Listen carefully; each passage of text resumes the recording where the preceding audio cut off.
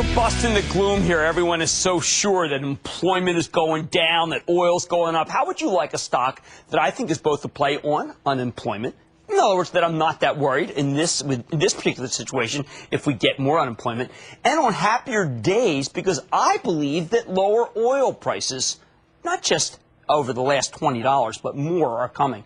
So I want you to take a look at the twice-blessed Tupperware, TUP, which just reported a better-than-expected quarter this morning. Boy, the stock opened up big. Well, we'll get into that for a second.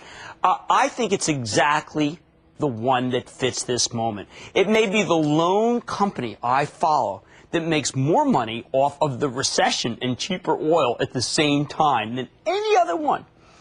Now, Tupperware, what's our bona fides? It's been a huge winner for you since I recommended it on October 4th of 2006. I told you to buy it at $19.73. With the stock at $38.73, it's up 96%. At one point, it was up 100% today if you sold it at the opening. This all since I gave it my first many 2 thumbs up, way up. Why is this happening? How come it works here? Tupperware is a defensive stock. It's not a brick-and-mortar retailer. It's a direct seller. You took up Amazon big. This is another one. Doesn't have the stores. Tupperware has sales reps who sell directly to their friends and neighbors. In high unemployment situations like we may be getting into, more people generally become reps. They need the extra money. That's one angle to the story. I think a big part of why Tupperware's quarter was better than expected, thanks to higher sales rep growth, more sales rep. Then there's the oil side of things. Company doesn't emphasize it, I'm going to emphasize it. Tupperware, the products are made out of plastic. 17% of the company's cost of goods sold comes from resin. That's oil-based. Lower oil prices, which you know I think are ahead, translate into lower resin prices, and that should translate into lower costs and higher margins on everything that Tupperware sells. I think happier days, not happy days, remember, we're not doing that, but happier days are definitely here again for Tupperware. All right, there's a little blemish when the company reported. The company issued guidance, and that, remember, it said what it thinks it's going to happen. It raised third-quarter guidance to the 37-cent to 42-cent range. That's below the 46 cents that analysts are expecting, even though that was one analyst that brought the whole average up. And even when you knock out that one outlying estimate, this was still at the low end of the 41 cents the street's expecting. So the quarter was brilliant, but the guidance worried people. I'm not worried. J.P. Morgan pointed out that Tupperware's guidance in the last 6 quarters was below consensus by an average of 7%. But then when they reported, Tupperware beat the consensus estimates by an average of 25%. We got UPOD here. Under promise, over deliver. I still like the company, especially with oil at 125 and I think going 10% lower. But you know what? Maybe I'm too bullish. Remember last night with Panera, I said I'm too bullish? I got to talk to Rick Goings. He's our moneymaker. He's Tupperware's CEO about the quarter and ask him if he, too, thinks that happier days could be here again. Goings has made you money in the past. I think he's bankable. Let's bring him on. Mr. Goings, welcome back to Mad Money. Hey, Jim. Good to see you, buddy. Good to see you, too. How you been? All right, now, I want to deal right now with the notion, as I did with Panera Bread last night. Your company is a conservative company, all right? I felt that your guidance took into account maybe a lot of negatives and certainly not a positive that resin could come down. Now, I can't ask you to take away your guidance. You gave it today. But have you not historically been conservative in your projections?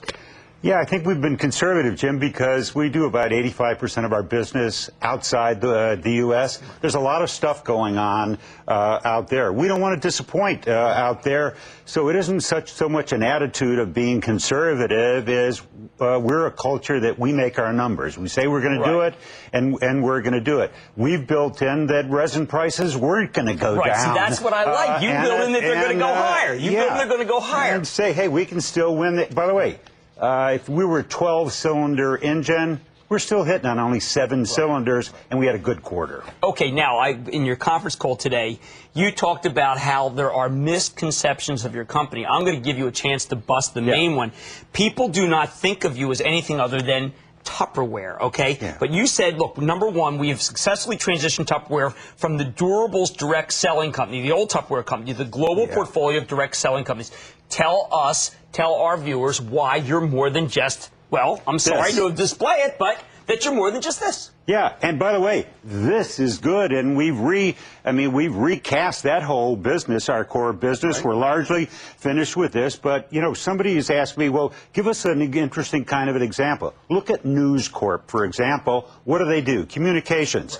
They own Dow Jones. They own Fox. They do tabloids. Okay, that's what there's a lot of things we don't know, right, but we know direct selling. And so what we put together now is this global portfolio of direct selling businesses, which we manage independently. And by the way, now we're not just durables. Right. We're the growing piece of this thing also is in consumable. We own 7 beauty companies. Right. 50% of our company now is in emerging markets of the world. And if I was saying this was a sports event, a baseball game, we're in the first or second inning of it. All right, now now I think people see this and they'll say, wait a second. I went to Target, I went to Kmart, I saw Rubbermaid. This is the same as Rubbermaid. The product may be similar. Tell us the difference between Rubbermaid and Tupperware. Well, I think Rubbermaid kind of said it a couple of weeks ago. They said, hey, they're having lots of issues with regard to they make commodity products out there. We don't make garbage cans, trash cans, drain boards. We don't make any of those commodity products. By the way, more and more consumers have said today we make decisions on those kind of products, on price and does it fit under the sink. This is highly differentiated. Jim, this product here is made out of the same material used on fighter planes. It's bulletproof at a certain thickness. Well, they can't sell that stuff because it sits on the shelf. We have 2 million women who will demonstrate it. They'll jump on it. They'll show you. This is different, and it's beautiful. Now, tell me, are there countries where there are more reps than there are reps in the United States? Oh, many, yeah. Many. Latin America, we own a company there, Fuller Cosmeticos, growing nice double digits since we bought that company, 550,000 sales representatives down there. Now, you just came back from China. Yeah, I did China, Indonesia, Malaysia, growing like a weed there. Interesting. Largest Muslim population in the world in Indonesia. Mm-hmm. President of our company there is a woman. We have more than 20,000 women there and growing very strong double digit. All right, now one last question. Everybody in America watch our show, watch our network. They're worried about Fannie Mae. They're worried about credit spreads. They're worried about mortgages in the United States, what Ben Bernanke's going to do. Those 4 things, how important they are to your sales? Not major. This is 15% of our business here. And the key piece is this, down to your thesis, there's always a bull. Right. We have levers at our disposal. Okay, so fine. Unemployment goes up here in this country. The first quarter, people get worried. Second quarter, pink slips go out. Third quarter, unemployment goes up. Right. Fourth quarter, we recruit more people. Unbelievable. Rick Goings, you are a joy. Thank you for busting some of the gloom and giving us a story that works, particularly in this environment. Rick Goings, Chairman and CEO of Tupperware Brands. After the break, we'll try to make you even more money.